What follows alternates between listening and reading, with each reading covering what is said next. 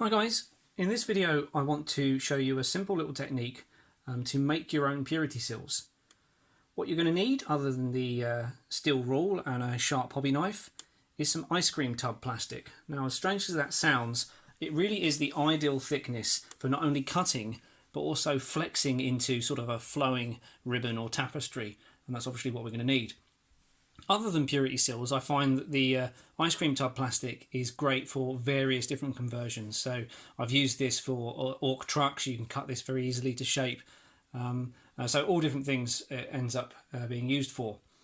If you followed me on Instagram, I've also used this for the wings of my enchanted Fey dragon. Very, very simple stuff to cut into shape. And again, you can flex it into the curvature of a wing. So what we're going to do here is we're going to cut it into some ribbons.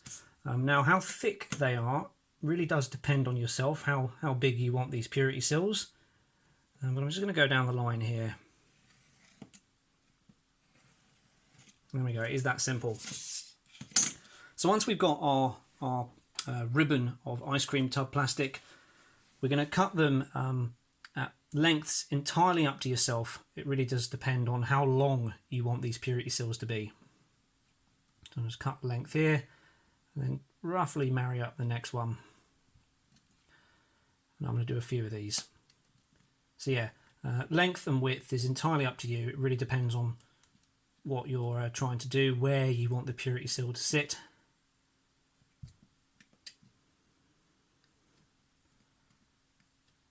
There we go. So once we've got a few of these small bits of ribbon, we're going to need some super glue, and it's a case of sticking one to the other. So here, if we can see, I'm going to put a tiny dab. He says tiny, as it inevitably just spills out the bottle. There we go.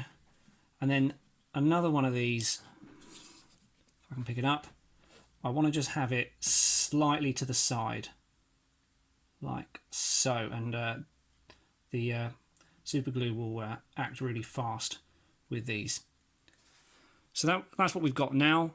I'm going to stick the rest of them together. If you've got a bit too much super glue, just dab it off with some kitchen towel or something like that. So yeah, stick them all together like that. I'll go and finish these off, and then we'll move on to the next bit. So now that they're all glued together, they'll all look like, I suppose, little A's. And the next step is going to involve having a saucepan of boiling water. Now, I've got one beside me, which I'll just turn on. And my wife will be pleased because I've cleaned the countertop for the video. So the aim here is to heat the plastic up long enough so they flex, and they'll all flex on their own and go into all different unique curves, which is great because it will look like the purity seals are flowing in the wind. I have tried doing this with boiling water from the kettle. Unfortunately, it doesn't stay hot long enough to heat the plastic up. So yeah, so just going to wait for this saucepan to boil, and then I'll drop them in. So once they've simmered for 5 to 10 minutes, like a cookery program all of a sudden, you can fish them out of the boiling water with the spoon, and then obviously drop them to cool off. Now, the thicker you cut the ice cream tub, the better the curl you'll get in the saucepan stage.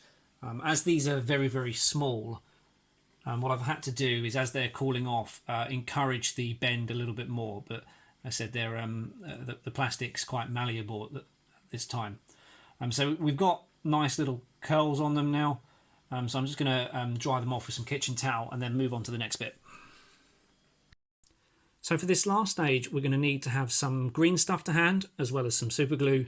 The part that we want to put the purity seals on, in this case a spare rhino door, and something to act as a seal, I suppose, which is what this little bit is here. Now, the simplest thing to use as a seal, by which I mean something to be pushed into the green stuff to give it the skull or what have you, is a skull from the bits box, perhaps. There's plenty small enough on Space Marine shoulder guards and what have you.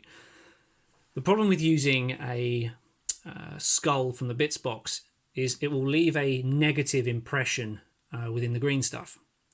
So what I've done here, using some instant mould, which I've done a video on just how to do this, is I've made an instant mould of a skull that, once pressed into green stuff, will leave a positive impression rather than a negative one, if that makes sense, and hopefully it will become clear in a sec. So the first thing to do is to stick these ribbons onto the part that you're going to seal. So I'm just going to dab a tiny bit of glue to the back. It's probably a bit too much. Get rid of some of it. And as this is going to be the side of a rhino, I want it kind of flowing off to the side, like so. And I might not use all of them. I kind of like that one.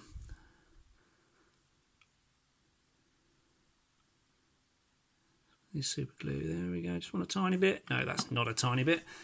I like cheap super glue, but it also does that. And I'm going to throw another one up here, I think.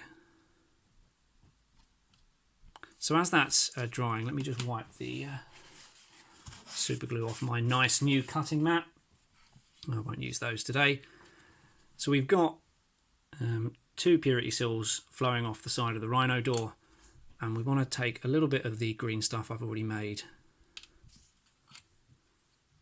roll it into a ball and just position it above. Now the amount of green stuff you're going to need really depends on the mould that you've got to hand. So let me just make this wet, because whatever you're putting into green stuff, you don't want it sticking to. And now it's a case of which way around is the skull, like that. I'm going to push that in.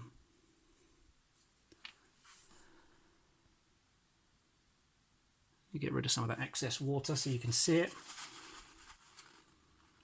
You can tell my missus chooses the kitchen towel. There we go. So you can see what I mean about a positive skull. If I pushed a skull into the green stuff, the pattern would be indented. I think that's the word I was probably looking for beforehand. So let me just do the other one.